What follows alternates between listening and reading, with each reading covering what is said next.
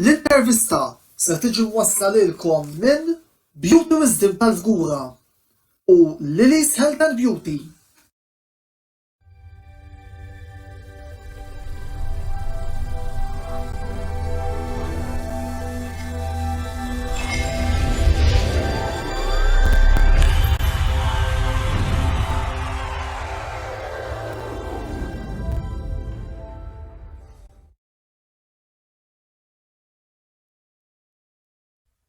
Antonello Bellesemilkom il-qakom għat-19 il-programm mis-sensiela L-Intervista.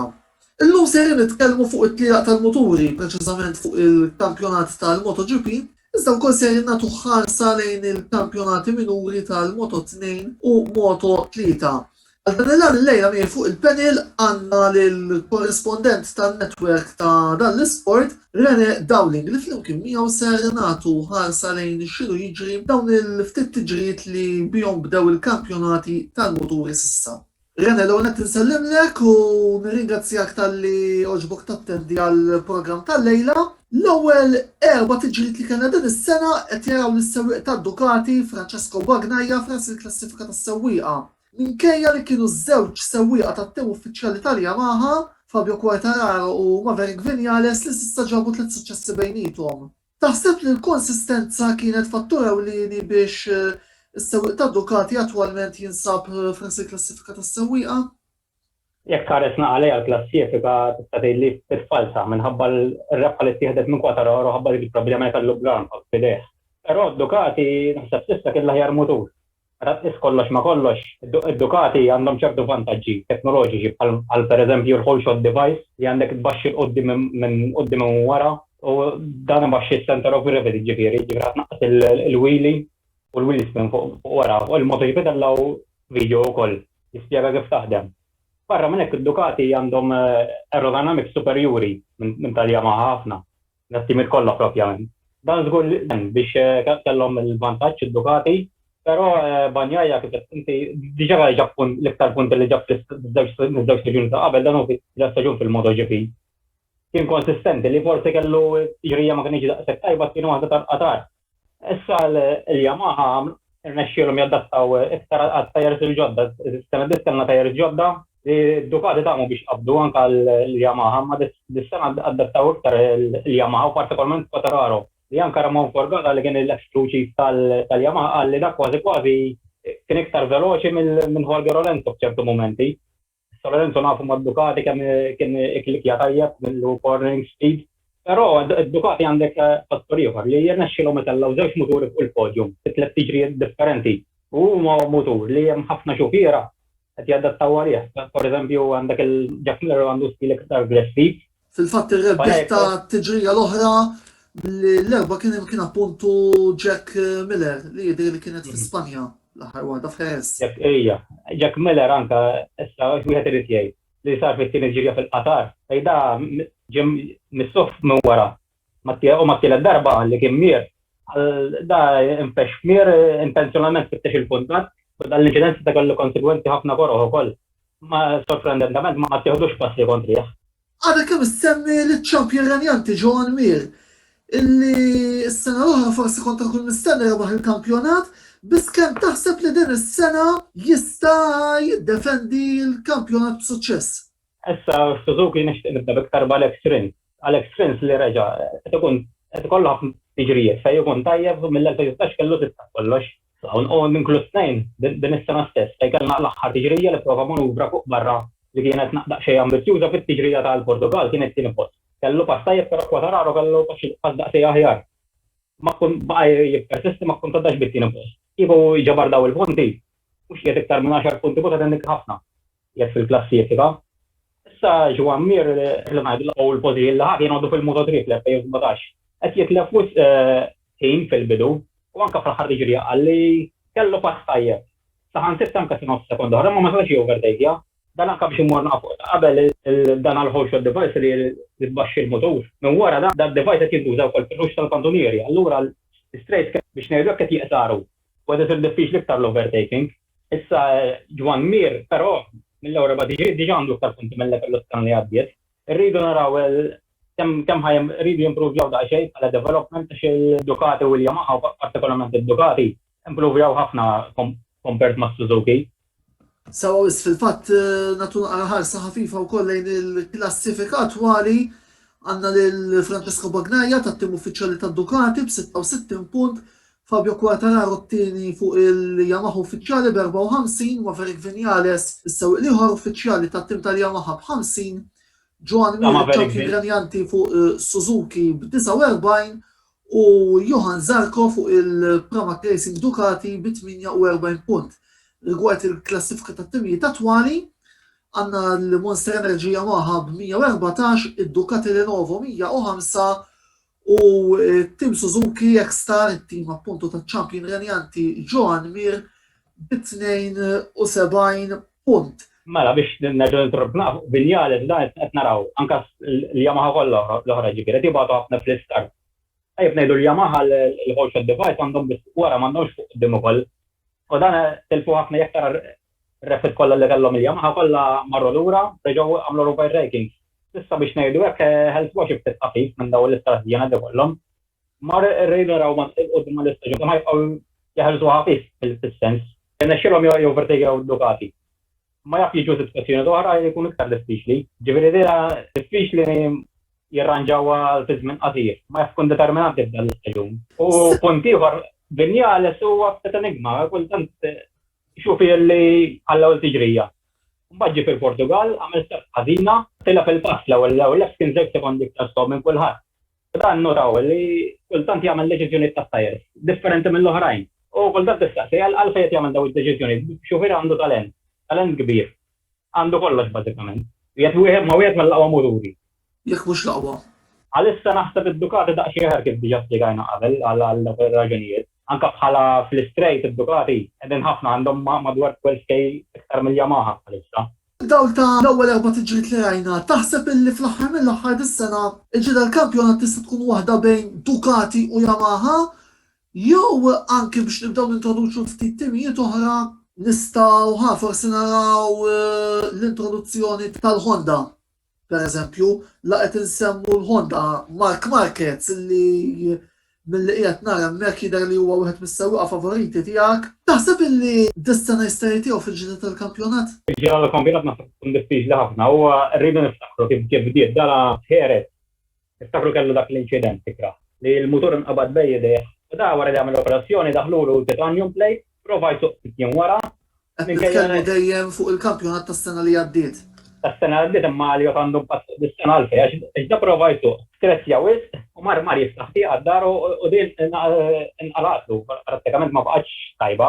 Kellu jagħmel it-tieni operazzjoni, wara t-tieni operazzjoni bażikament mallura mhix il-qoddim għamel progress xejn, kellu jagħmel it-tielet operazzjoni, se jkellu anke bone grafting u beda jirkupra bil-mod. Però sadattant huwa baqa' 9 xhur barra sakemm reġa' jsuq muturi. Issa parti minn hekk li tilef il-mutur il-MotoGP nafu meta tagħmel żmien barra tinħass ħafna. Barra minn hekk tagħmel taħriġ il-mutur anke fiżikament pereżempju għal idejk huwa bżonn jus ħafna. Ma tistax tagħmel dak iż-żmien kollu. U meta ġew lura dawn in-noqqasijiet deru. Apparti minn hekk wara eżempju l-tiġra tal-Portugal kellu jagħmel trettim mistieħ seta' jagħmel taħriġ fiżiku ġifieri. U t-tobba għamlu li ġara sara issa ġifieri ma jistax juża muturi bej jistax jiżanka ara ħeres kellna testing it-tnejn. Dan għamel 7,000 il-mutur ma stax nippuxjaħ biex insibu xi ħaġa ġdida speċi. Meta taħseb illi allura ser nerġgħu naraw lil Marc Marquez fl-aqwa forma tiegħu? Jiddependi kollox kemm ħajdu biex jirkupra fiżikament. Dak u għal-istess il-mutur għandu bżonn mutur. Biex ma inti bit-training ma tistax testima tal-G-forces li tesperjenza fuq il-mutur pereżempju. U għandek minna l-oħra Paul Espargaro problema wkoll issa Paul Espargaro wara t-tiġija ta' ħeres kważi mhux ħanejlek grossa kodra għandhom ma kriedek għal-mod kif jaħdmu biex kull dajedu l-testja dal-oġġett eżempju ma jgħidulux qed jittestjaw kull xufier fakket differenti. Ma jistax jaqbel ruħu ma' Marquez jew ma' Nakagami eżempju jew ma' Alex Marquez ixufier ieħor tal-Honda fuq l-LCR. Issa l-Honda ma tantx jieħdu żgur fil-fatt wara t-testing kellem għal speċi tagħmlu progress. Marquez kollox jiddependi kemm ħajdu biex jirkupra fiżikament l-iktar. U anke meta jirkupra fiżikament għaxu beda bil-setup ta' Bradl, ix-xufier li nħadru postu iktar irid jadda t-testa għalih u jibda jittestja, mbagħad la jirkupra fiżikament u jkollu l-mutor għalih iktar jridu nistennew dak iż-żmien. Sissa eżempju wara l-Portugal ma tantx ħassu tajjeb anke bata kważi biex ngħidu biex spiċċat tiġrija. Wara ħeret għalkemm ma stax jittesta kif diġà dejjem kien aħjar milli wara t-tiġrija tal-Portugal. X'inhuma il-problematiċi li f'dan żmien diffiċli ta' pandemija il-MotoGP qed jaffaċċja u kemm qed taħseb li attwalment il-gbarat ta' dan l-isport qegħdin jaffrontawhom bl-aħjar mod possibbli. Mela naħseb il-gbarat partikolarment Carmelo Espeleta l-CEO ta' Dorna għamel biċċa xogħol tajba ħafna. Il-problema bażikament is-sena għaddiet kellna ma stajniex immorru f'ċertu ċirkwiti tat-Tajlandja, Malasja, dawk ċirkwiti li hemm ħafna fans, bess li ma stawx jitlu fans fiċ-ċirkwit ma kienx wertet li jieħu dik id-distanza kollha. Toħroġ wisflu, jisu ma ddaħħal xejn lura, ma kellu jsir bażikament kollu fl-Ewropa. Però fil-bidu ta' din is-sena kellu jsir it-testing il-Malasja. Kellu jitħassar u sar kollu l-qatar tal-tiġrijiet tal-Amerika u tal-USA kellhom jiġu posti allura żewġ tiġrijiet tal-qatar, allura l-qatar offra li laqqam il-paddock kollu u l-paddock kollu kważi mlaqqam, jiġifieri it-tiġrijiet tal-inqas fl-Ewropa dis-sena jidhru sejf. Minn dak il-għad għamlu biċċa xogħol tajba ħafna id-dirigenti tal-MotoGP. Issa hemm ħammorru eżempju daw iċ-ċirkwiti l-Asjatiċi, mbagħad għandek problema oħra bl-Awstralja ma tantx huma naqra restricted. Tajb ngħidu wkoll Phillip Island huwa forsi l-isbaħ ċirkwit fil-MotoGP. Għad tkun naqra diffiċli naħseb immorru hemm daw ir-restrizzjonijiet li hemm bħalissa. Ma nafx x'arranġament ta' ħajsiru peress li hemm il-paddock kollu mlaqqam, għalkemm kien hemm xi wħud li ma rrifjutawhiex, ma l-maġġoranza kważi kollha mlaqqmin. Ġifieri s'issa naħseb mexew tajjeb, forsi s-sena għaddiet kellna ħafna diġri fl-istess post, eżempju kellna seba' diġri Spanja biżbiss, meta kellek kampjonat siesta erba' diġrija. Ma dis-sena diġri tal-Orfa kollha jidhru sejf, kif kellem da Carmelo Espeleta. Gazzene, il-programm l-intervista ikompli wara dan il-blok ta' riklami, ibqgħu magħna u fuq kollox dejjem użaw il-prodotti li qegħdin nirriklamaw għaliex kif tkunu qegħdin tgħinu lilhom indirettament tkunu qegħdin tgħinu lin-netwerk ta' Antonello Sports Blog. Ibqgħu magħna.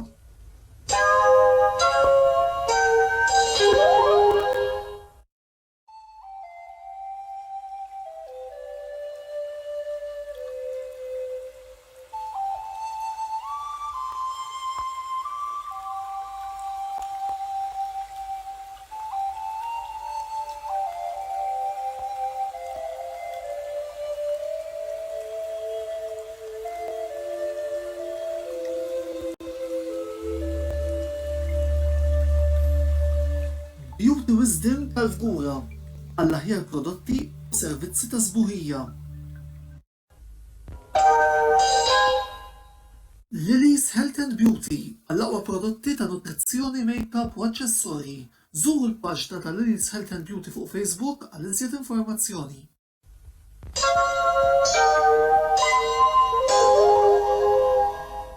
Naħba lura l-programm l-intervista, l-programm ta' diskussjoni li fih kull nhar ta' ħamis qegħdin naffrontaw diversi temi sportivi bħalma qed naffrontaw illum flimkien ma' Rene Dowling li huwa l-korrispondent tal-tliaq tal-muturi tan-netwerk ta' Antonello Sports Blog.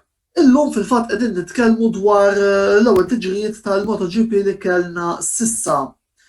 Rene, nibdew it-tieni parti tal-programm tagħna billi niddiskutu ftit il-wirjiet diżappuntanti illi kellu sissa Valentino Rossi li kull ma ġab u ma biss 4 punti fl-ewwel telli għali kellna fil-qatar. Taħseb li dan il-bidu ta' staġun dell-identità Taljan ġie minħabba nuqqas ta' motivazzjoni jew inkella forsi l-mutur tiegħu mhux qed irendi daqs dak ta' jieħbu tat-tim tal-Petronas Franco Morbidelli. Efem, Valentino Rossi il-mutur tiegħu waqqal ta' Quartararo u l-Vinjales, bħal tal-Ferrari Yamaha ta' Morbidelli għandu mutur antik sentejn ilu, mutur li ħajrażnu milli jikkompeti għall-kampjonat għax il-mutur wis għandek wis. Id-development ħajtiru fuq il-mutur il-ġodda ta' dis-sena, jendom daw it-ċufiera li semmejna. Issa Rossi qegħdin ngħidu wirjiet diżastrużi, jekk tara l-qatar din is-sena għamel l-ewwel darba ħin taħt il-154.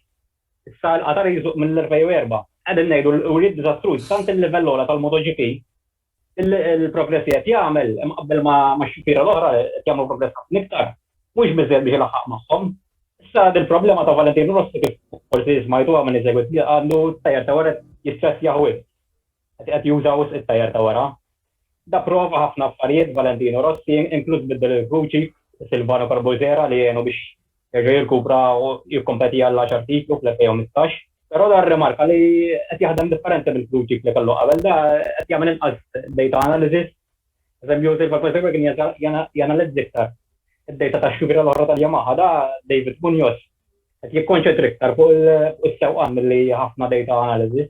Issa barra minn hekk Rossi smajna dat-tim tal-VR46 Aramco, però ftilu nafu li ġie infettat bil-COVID. U f'dak iż-żmien qal li beda jħossu waħdu bada jaħseb ċertu affarijiet għall-familja eżempju jixtieq ikollu tfal. U wara li kellu l-COVID il-prestazzjonijiet baxxew ħafna. Ġifieri jiena nissuspetta li moħħu mhix qiegħed fuq il-racing iktar fuq il-familja fuq dat-tim issa li l-Aramco li jagħmel ufra sponsor b'saħħtu ħafna. Ma Morbidelli hemm problema għax ma minn ħajkun amalgamat dat-tim. Jekk mal-Yamaha Petronas għax il-Petronas huwa rival tal-Aramco biex ngħidu hekk. Huwa l-istess data żejt ma Morbidelli għandu kuntratt mal-Petronas, jiġifieri jekk l-Aramco ħjaramhom mal-Yamaha, dok il-Petronas Morbidelli għandu kuntratt mal-Petronas, x'għamlu bih Morbidelli. Sa dan il-VR46 nafu li wieħed minnhom ma jkun x'aktarx fuq kavrejn huwa Rossi. Xuf il-jor xektar xekun xaħat tal-Akademi tal-VR46. Hemm semmi Marco Bezzecchi, il-Moto2 eżempju. U xi xufiri oħrajn mill-Akademi, għalkemm l-iktar tnejn lidru Luca Marini, għalkemm jista' Rossi ma naħsibx, jkun kormura f'dat-tim. Hemm xnijat li jew Lamansi jew Ducati toħroġ mal-Yamaha-tim. L-iktar ċans li hemm Suzuki ma jidhirx li jkollhom tim wieħed biss m'għandhomx independent team. Aprilia forsi mhumiex lesti biex jaħdmu ma' Rossi, għalkemm ħajkollhom jaf ikollhom tim ieħor l-Grazin li ħajamalgama ruħu mal-Aprilia, però naħseb dik il-problema fl-ġibal. Il-motivazzjoni ma sibx li naqset għax xorta għodu jagħti l-ħajjar tiegħu. Ħinijiet qegħdin kif rajna fil-Qatar eżempju, kellek law 15.9 seconds, jiġifieri id-differenza naqset meta tkun 10 of the pace il-motoġibillhom għallam ħafna. Għalkemm dil-problema tar-rir qed jużaw wisq, jiġifieri issa ma naħsibx li għax u l-wet, eżempju Quartararo kollu għax birtwit, u bażikament l-istess mutur la Quartararo.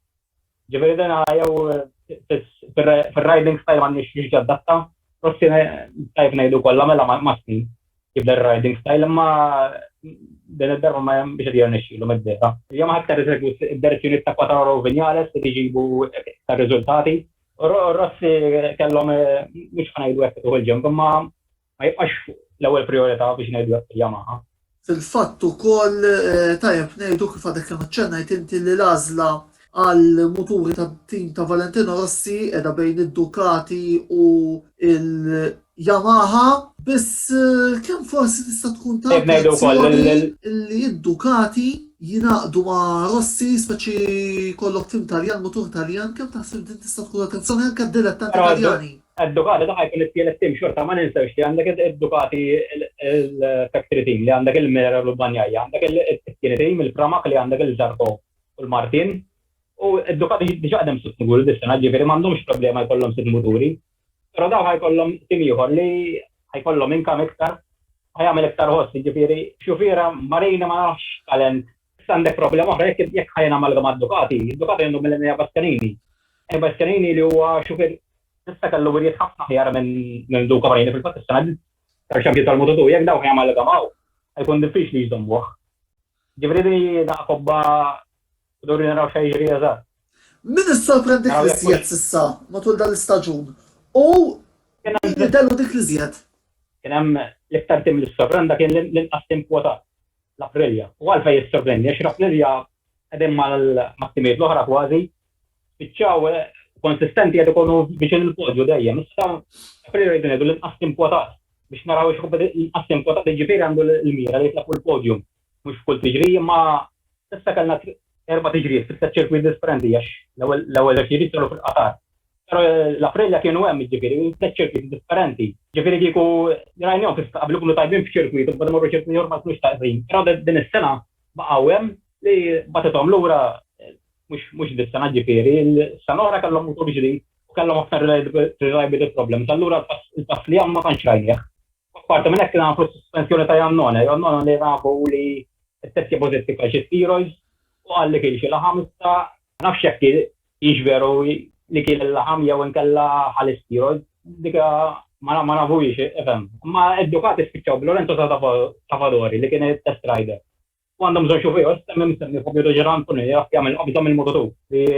Dak kienet is-sorpriża pożittiva l-Aprilia. Fin-negattiv kellek il-KTM l-istana titrafu t-tiġrijiet, però din is-sena biex nibdew minn hekk Oles Spargarò marma l-Honda. U tilfu xufir li kienet jagħmel l-iktar li kien ix-xufir ta' referenza biex ngħidu għalkemm ma rebaħx it-tiġrijiet, kien sfortunat b'diversi okkażjonijiet. Eżempju, l-Awstrija kieku ħareġ ir-red flag. L-ewwel tiġrija kien jgħid fuq quddiem, ma taħġet ir-red flag ma kellux tejr ġodda. Allura l-ħarajn li kellhom tejr ġodda ma tfexx ikkompeti magħhom biex ngħidu għax fil-MotoGP ngħidu jekk il-tiġrija tiġi red flag, tista' tbiddel tajrs mhix tajrs li kellek. Issa Spargarò sfortunat ma kienx kellu tajrs oħrajn u kellu jibda bit-tajrs li kellu diġà u ta' kellhom ħafna distanza. Issa Spargarò kien qed imexxi development biex ngħidu u naħadu il-Honda. Semxnija tajjeb ngħiduha tal-KTM li Spargarò għarfu l-KTM, l-għom ismajn għandi offerta fuq il-Honda. Daw offrew l-doppju tal-paga. Għallom intom l-estil speċi toffru li għallom l-KTM bil-mati baqqa il-ħassa għanollis, il-belt fejt wila, Spargarò. Il-KTM għandhom problema oħra din is-sena, għoddim tkunu softwist għal-għalihom il-KTM. KTM nafu li motur xifti simili għal-Honda. Li jġib il-left hand fil-braking, huwa motor aggressiv fil-braking, u batew, saċertu punt Rossi u kol għala bi li tersu u maħwit soft u jaf tkun dik raġuni u koll li għal-kej biex għet ikun kompetittiv, għet jistressja u s-tawar, diġa s-sefena qabel fuq Rossi. Ġiviri dak kienu l-ġewċ sorprizi waħda minnhom pozittiva li l-Aprilia issa nafu l-edinem, mux ġiviri daqqa jkun tiġrijem, madrija ġew mollura. U l-KTM li ma nafx problema ma nafx minn qed nara xufir Brad Binder ħafna qabluh ma' Rossi għalfejn il-ħadd eżempju dejjem isib xi ħaġa iktar xi ħaġa kien jagħmel Rossi fil-passat eżempju. Imma qualifying għodhom lura rridu naraw issa Le Mans forsi naraw xi ħaġa ħjar mill-KTM, imma xift id-delużjoni meta tqis il-progress. Billi jagħmlu dabdew fit-2016 ma ninsewx. U progress li għamlu kbir jisom reġgħu marru lura li huwa tim ġdid kien xift mux ftit, ħafna dezappuntanti għalli għal-KTM. Li forsi s-sorprenda Rene u koll kif għadin diskutu għal-Pramac li Bżarko u Martin kellhom tiġrija tajba fit-tieni tellaqgħa tal-qatar. Martin jidher li kien ħal pole position ukoll u mbagħad spiċċaw ġew it-tieni u t-tielet. Ewwel podium. Martin li spiċċa fuq il-podium kif qed tajt inti iżda tilfu t-tellieqa fl-aħħar illa li x-kwarta raru nixxielu jaqbes l-żewġ sewwieqa tal-Pramac Racing li huwa tim b'motur Ducati appuntu fl-aħħar leb. Forsi l-kummenti tiegħek fuq dan it-tim. Mela nixtieq ngħid xi ħaġa fuq Martin. Martin xufier ġobni jiena da l-accident rajnih tal-Portugal rajnih kien accident qawwi ħafna fil-fatt mid-dejta sabu li kien l-accident ta' 25G forsi jew seba' kollox sofra seba' ksur. Illum kombinazzjoni rajtna beda jagħmel xi l-ewwel passi ġifieri parla mir-raffinazzjoni. Jew ħanżarkom in-naħra xufier daqsxejn inkonsistenti. Xufier ta' talent, ma rajni ħafna jkun inkonsistenti mhux dak li jżomm performance fit-tiġrijiet kollha. Issa Martin nispera jerġa' jiġi lura tajjeb ngħidu wkoll Martin li tela fuq il-podium fit-tiġrija ftit kien hemm xufiera li għamluha Junior Lorenzo għamluha Marquez u Pedrosa kien hemm xi xufier ġifieri. Ġifieri li l-bidu tiegħu kien tajjeb ħafna. Però Martin mill-bandor huwa xufier li aħna ħanqablu ma' ieħor bas tnejn jaħsibhom iktar biex ngħidu analizzi iktar Martin iktar imur fjataw. Għalkemm diġà Martin meta kien rebaħ il-kampjonat tal-Moto3 2017 kien saq bl-injury wkoll. Anzi skużani fit-2018 kien meta rebaħ il-kampjonat tal-Moto3. Kellu saq bl-injury għamel ħafna tiġrijiet bl-injury, kellu ħafna injuries ukoll Jorge Martin għax huwa tibta xufier. Ma tax jaħsibha moru all out biex ngħidu hekk. U Zarko kif tkellimna xufier ta' talent imma anka ma fid-debut tiegħu nistakar il-qatar 2017 l-ewwel tiġrija kien l-ewwel u mbagħad dawn is-staġuni jisu reġgħet tniżel performance kien mal-KTM ukoll ma boċart u f'nofs l-istaġun ma reġgħu kompli għalien qiegħed hawn tnieħu flus għal imma mhix tkun kompetittiv. Biex ngħidu hekk id-Ducati salvu l-karriera tiegħu. Għax imbagħad kien għamel żmien saq mal-RCR Honda, raħ ħaduh id-Ducati fuq l-Sponsorama s-sena għaddiet u ġab xi riżrajbin anke posthom il-podium Verno u mbagħad ħal promozzjoni f'dak kienet id-Ducati mit-tielet tim. Pero nistennew xi ħaġa ħjar jekk ma narax kontender għall-kampjonati jiena l-Zarko. Ħalli issa nagħtu naqra ħarsa lejn il-kampjonati minuri li huma l-Moto2 u l-Moto3. Hemm xi sewwieqa li minn daw il-kategoriji taħseb li jistgħu fil-futur jagħmluha fil-MotoGP? Mela, kważi xufiera jkun hemm dejjem, però mbagħad hemm ikun hemm xufiera li jagħmlu ħodd kbir, ħan semmi l-Pedro Acosta li naħseb kulħadd kemm. Dan fl-ewwel erba' tiġrijiet tela fuq il-podium rebaħ tlieta minnhom. Issa dik l-istorja tal-MotoGP ħadd m'għamilha fl-ewwel erba' tiġrijiet titla' fuq il-podium. Iktar impressjonanti ma taqis, eżempju Mark Marquez rebaħ tiġrija fit-tielet staġun tiegħu. Aqqas Lorenzo u Pedrosa marfu fl-ewwel staġun u Casey Stoner li xufier li jaħbu talent kbir. Però Pedro Acosta innotaw ħafna kif jiddefendi xufir tattu ħafna. Xiftit għodu l-ura fil-qualifying, u interessanti wkoll li da missieru sajjiet, ġifir mhux ġej minn tal-familja tal-flus, da missieru kulla xi roġ bid-dajta fil-għodu l-ura jaġi id-dar. Anka da għasem fil-Rookies Cup fis-sentej ta' qabel, u anka s-sanadis fil-Rookies Cup da baqs tiġri konsekuttivi. Ġifiri da wera, mhix ilna nafu da anka eżempju jagħmel ħafna taħriġ fix-xita. Xufier oħra ma jagħmluhomx, da meta jara x-xita joħroġ, ħanoħroġ nitrejnaġ kontra u jagħmel anka ħardiġrija rajna għamel manuvri ġifieri anka kif iddefenda l-pożizzjoni tiegħu kontinjera ġifieri ħalunjena kantunja s-setta ma nafx kif nexxielu. Bidejja daqshekk tard u fl-istess ħin jżomm mal-apex ma jitlifx il-ħin u jżomm xi jerba' tiġrija anka f'Portimao. Fl-aħħar kantunja kien kważi tilef il-kontroll da, nexxielu jżomm il-kontroll b'xi mod rebaħ, ma nafx. U fil-qatar beda mill-pit lane kellu xi ħin li jistenna biex joħroġ u nexxielu jirkupra u rebaħ baħet tiġrija wkoll ġifieri tal-qatar jekk qed tarawna ġifieri t-tiġra tal-Moto3 kienu waħda komjon sarawa x'kienet tiġrija. Il-Moto3 nafu kif anke fl-aħħar tiġrija eżempju rajna inċident fejn kanonku t-Turk waqa' il-break disk għamel marka mont u ġifieri qalli kont fortunat u għodna ħajjel. Ġifieri nafu kif inhi. Mill-banda l-oħra l-Moto3 kategorija. Mhux kumbattuta bħala wheel-to-wheel combat biex ngħidlek, ma hija kategorija fejn għandek il-muturi għandhom kollha l-istess magna u l-istess xadiż, allura tiġri tkun naqgħod xejn boring għax jibqgħu l-ħaniet jibqgħu l-jett jibqgħu daqsxejn l-istess. Hemm xufier oħra debuttant b'din il-kategorija impressjon ħafna wara Raul Fernandez. Issa daw ix-xufiera tajjeb ngħidu tnejn jaqgħu taħt il-KTM Majo, ġifieri daw jistgħu jkunu l-qudiem għalkemm ma nafx naħseb timiet oħra jitfgħu jixtru għajnejhom fuqhom ukoll. Però da Raul Fernandez qiegħed fit-punti biss tielet posta klassifika. Rebaħ tiġi Portimao wkoll, dak kien mill-mototur iktar wieħed l-impressjona. Jgħodu jbagħtu tajjar management, fl-ħadd tiġrijiet jispiċċa tajjar isbig baxx ħafna u telef daqsxejn fl-ħadd tiġrijiet. Ma bl-esperjenza forsi mhux dis-sena issa hemm li tgħid Pedro Acosta forsi jitla' MotoGP mill-ewwel rajna l-medalja meta diġà. Vera nistaklu jekk intela' mill-Moto3 l-MotoGP mill-ewwel. Mhux dak il-fatt sa nofs Moto2. Però hemm xi tim li forsi jista' jieħdu lil dan iż-żagħżugħ jew taraħ ma' xi tim. Jkun hemm Pedro Acosta qiegħed taħt il-KTM bħalissa, ġifieri ma nafx, però l-ewwel qed jagħmel il-Moto2 l-ewwel. U ovvjament daw erba' tiġri formodhom, ġifieri ħafna qed jagħmlu anke xi ħadd baba fil-kont tal-Wikipedia jagħmlu l-età tiegħu għamluha 61 years. Meta da fil-verità qasal bil sena. Ma narax l-importanti mhix mat-tim li talli jagħmel il-progress li jieħu gost anke Marquez qal. L-importanti da li meta kellmu għax ġabuha l-ewwel darba li taqgħu jiffilmjaw ġifieri qallu l-importanti li jieħu gost u Marquez qal ukoll jagħmel l-affarijiet fuq il-mutur. L-oħrajn ma jagħmluhomx. Ġifieri biex qala Marquez biex ngħidu jekk jivvinta xi ħaġa fuq dan ix-xufier iżagħżugħ. Nhar il-ħadd li ġej se jkollna l-ħames prova tal-kampjonat. Iva fuq is-sit għadna kemm tellajna llum il-preview tal-artiklu li ktibt il-najnt, biss tajjeb li forsi anke biex nagħmlu wrap-up tal-programm tal-lejla ittina ftit ħin fuq x'għandna nistennew mit-trakka leġġendarja ta' Le Mans nhar il-ħadd li ġej. Li ħa nistennew f'xi ħin waqt il-weekend hija x-xita. Skont il-previżjonijiet ħa tagħmel ix-xita wkoll. Però Le Mans anke s-sena għaddiet ma kienx prevista xita, però qabel tiġri bdiet x-xita. Fabja Quattararo din żvantaġġjat ħafna x'kellu fit-taħriġ u fil-kwalifika kellu pass superjuri għall-oħrajn. Però x-xita l-Yamaha nafu li bada daqsxejn fix-xita wkoll. Jekk ħadd tagħmel ix-xita d-Ducati ngħidlek ma daqsxejn favoriti, però iċ-ċirkwit tad-Ducati wkoll huwa karatteristika tissejjaħ stop and go, ġifieri għandek ħafna brekjar, accelerazzjonijiet. Ġifieri d-Ducati hemmhekk ħajadda iktar minn ħieres ta' ċertu punt, għax nafu li l-Ducati huwa tajjeb ħafna fil-braking, għandu stabilità fil-braking tajba grazzi għal daw forsi għandhom ukoll. L-accelerazzjonijiet tajbin ukoll ħabba l-magna. Però huwa ċirkwit xejn twisti kif jgħidu bl-Ingliż u l-Yamaha dik għajnhom ukoll, ġifieri Dan iċ-ċirkwit naraw minn bejn Yamaha u Ducati ħajjagħti l-ewwel daqqa li tim ieħor speċi.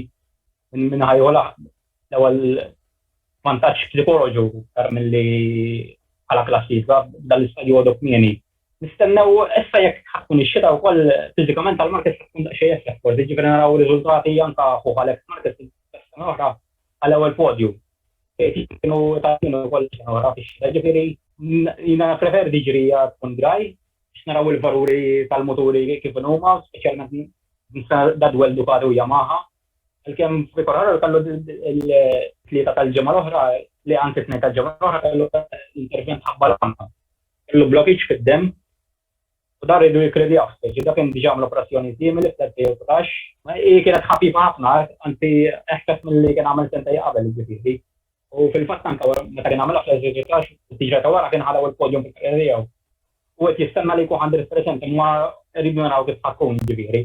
Forsi Quartararo fid-drajna raħ iktar favorit, però fix-xita jkolli nażel Ducati, anke ħabba li għandhom l-aħla elettronika, u fix-xita wkoll Quartararo u Yamaha badaw ħafna s-senadji.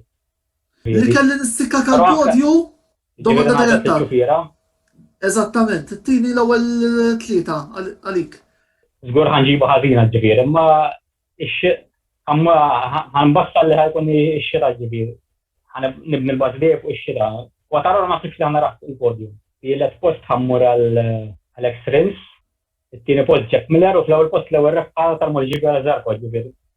Riskjuża nibbaża fuq ix-xita jiena ma' Zarco naħseb li ieħor ewwel rebħa fi-Franza xtaqt ngħid ħaġa fuq Laman huwa ċirkwit biex il-belt ġifieri jekk xi ħadd imur jitħajjar jara tiġrija. Żgur mhix dis-sena x'aħseb l-għaniża ovvjament.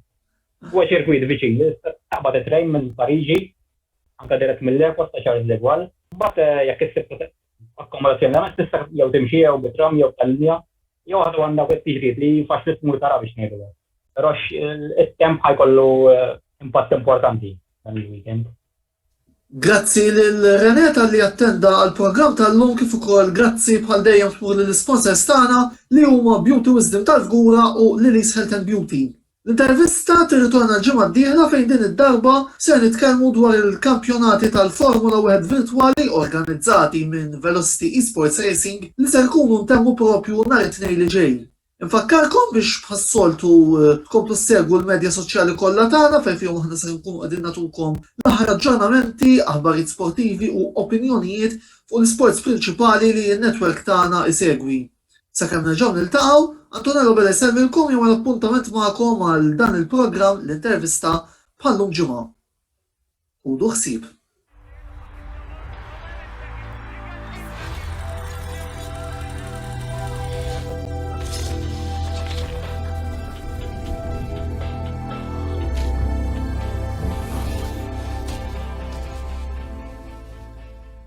L-intervista ġiet imwassla lilkom minn Beauty Wisdom tal-Fgura u Lily's Health and Beauty.